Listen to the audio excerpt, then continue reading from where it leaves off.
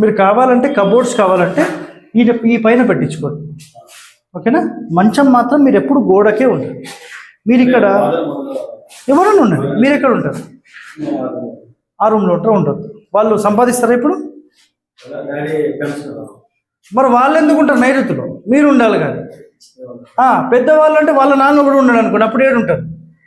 సంపాదించే వ్యక్తి నైరుతి స్థానంలో ఉండాలి, లేదా దక్షిణం నంబర్ 1.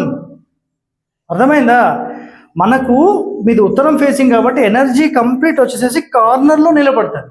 ఇది నైరుతి ఇల్లు, నైరుతిలో జరిగింది కాబట్టి నైరుతి ఇల్లు.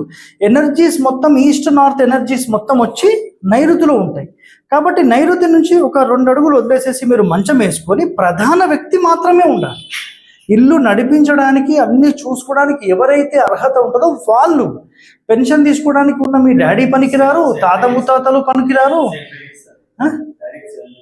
70 అనే సంబంధం లేదు.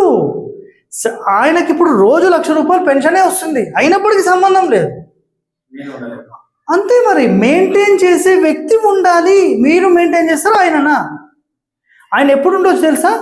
నాన్న ఈ నెల ₹1,00,000 సంపాదించిన, ఇగో ₹1,00,00,000 సంపాదించిన, నువ్వే చూసుకో మొత్తం. అరే ఇది చేయొద్దు, అది చేయొద్దు, నేను చెప్పినట్టే చేయాలి అని ఎవరైతే అన్నీ చూస్తారో ఆయన ఇక్కడ ఉండొచ్చు.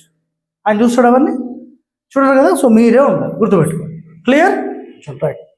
అది మీ కబోర్డ్స్ కావాలని ఇంకా పైన తీసుకోండి. ఇది సఫిషియంట్, ఇది మొత్తానికే సఫిషియంట్, నాట్ రిక్వైర్డ్. క్లియర్? ఇది వచ్చేస్తుంది. లేదంటే ఈడ కూడా పెట్టుకోవచ్చు. ఒకటి పూర్తి బాత్రూమ్ మూలకైతే ఉండొద్దు, ఇక్కడ నుంచి ఇక్కడికే వస్తుంది బీరువా, నో ప్రాబ్లం, తీసేసాడు అంతే.